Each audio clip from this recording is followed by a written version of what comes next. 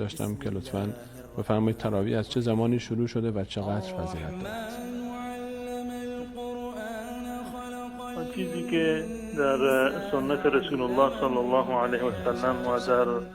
احادیث ایشان وارد شده تشویق به قیام لیل هست و یکی از عباداتی که رسول الله صلی الله علیه و سلم مشروع داده برای پیروان خودش گذراندن شبهای ماه رمضان در حالت عبادت هست که تمام این شبها را یا برخی از این شبها را، یعنی مدت زمانی از هر شبی را در حالت عبادت باید بگذرانند و این اصطلاح به اصطلاح شرعی و اون چیزی که در روایت اومد قیام لیل محسوب می شود. و رسول الله صلی الله علیه و سلم هم در روایات متعددی این مطلب را اشاره کردند. حدیث متفق علیه و صحیح هست که من قام رمضان ایمانا و احتسابا غفر له ما تقدم من ذنبه.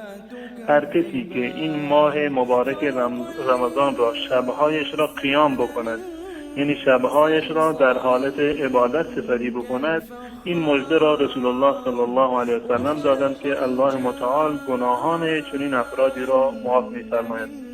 اما بحث نماز تراویح این دقیقاً همون چیزی هست که در روایات به نام قیام آمده. تراویح دقیقاً همون نمازی هست که بعد از نماز عشا وقت شروع می شود تا قبل از سحر و قبل از دمیدن فجر و نماز قیام را دقیقاً در همین زمان می کنند، نماز تهجد را دقیقاً در همین زمان می کنند. پس بنابراین از نظر زمان این سه نماز ولو این که نامشون متفاوت هست اما حقیقتشون و زمان ادا کردنشون دقیقاً یکی هست. و این نماز تراویح در زمان رسول الله صلی الله علیه و سلم به نام قیام مشهور بود، اونگونه که در این روایت اومده و شبها را قیام می‌کردند و رسول الله صلی الله علیه و سلم چندین شب را در مسجد همراه با اصحاب و پیروانش این نماز را به صورت جماعت برگزار می‌کردند. و به این صورت بود که رسول الله صلی الله علیه و سلم یک شب اومد بدون اطلاع قبلی، تعدادی از اصحاب که در مسجد بودند با ایشان نماز خوندند. شب بعدش جمعیت بیشتر شد و شب سوم جمعیت کاملا زیاد شد و مسجد پر شده بود. شب چهارم که شد رسول الله صلی الله علیه و سلم برای نماز نیامد.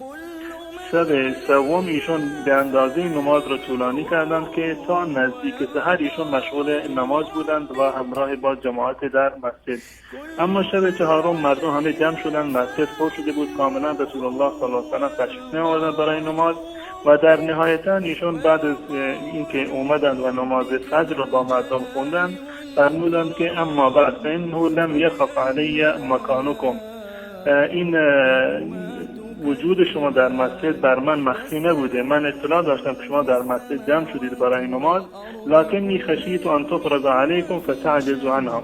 اما من به خاطر این که میترسیدم که اگر من همیشه و به صورت استمرار بیام و باش من نماز جماعت را بکنم، من میترسیدم که این نماز قیام یا همون نماز تراویح بر شما فرض بشود. بدین خاطر رسول الله صلی الله علیه و سلم دیگه شبهای بعد نیومدن. پس بنابراین اصل این قیام رمضان یعنی نماز خوندن در شبهای رمضان با جماعت در مسجد، این در زمان رسول الله صلی الله علیه و سلم شروع شده. منتها نام نماز تراویح یک نامی هست که بعدها در زمان فقها این در واقع ایجاد شده و علتش هم این است وقتی که مردم 4 رکعت نماز تراویح را می‌خوندند، در وسط این 4 رکعت و بعد از اینکه 2 رکعت دیگری را شروع بکنند این مقداری رو استراحت می‌کردند. این ترمیه به معنی استراحت هست، یعنی نمازی که در لابلای آن انسان استراحت می‌کند. به خاطر این استراحت و توقف اندکی که در میان 4 رکعت نماز هست، این خاطر این نماز را نماز تراویح نام نهادند. وگرنه اصل این نماز در زمان رسول الله صلی الله علیه و سلم بوده. ایشون چندین شب اومدن در مسجد و با مردم این نماز را با جماعت انجام دادند و بعدها در زمان صحابه و در زمان ائمه بزرگوار ما هم مردم این نماز را به همین کیفیت می‌خواندند.